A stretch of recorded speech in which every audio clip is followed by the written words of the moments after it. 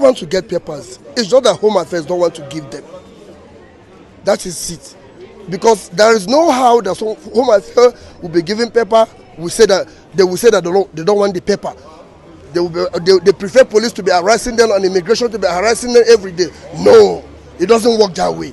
So, if Home Affairs are giving paper, definitely they must get a paper. No one will say they don't want a paper. To stay in another man's country without a paper, no, you must have a paper. So, all I'm saying is that if they're giving a paper, we must get a paper. That is it. It's very bad because you cannot be giving people paper and you'll be arresting them for paper.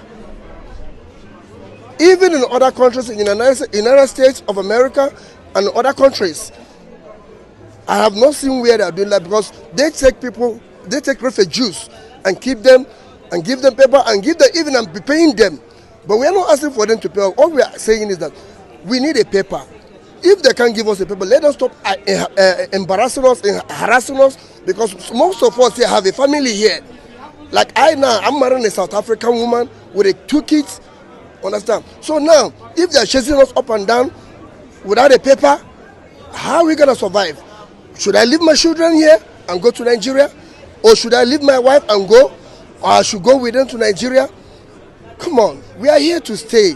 So, in my own opinion and in my own understanding, I beg, I plead for South African government to put eyes on this issue of not giving foreigners a paper and embarrassing them, harassing them up and down. Police are taking us every day. We are paying money to come out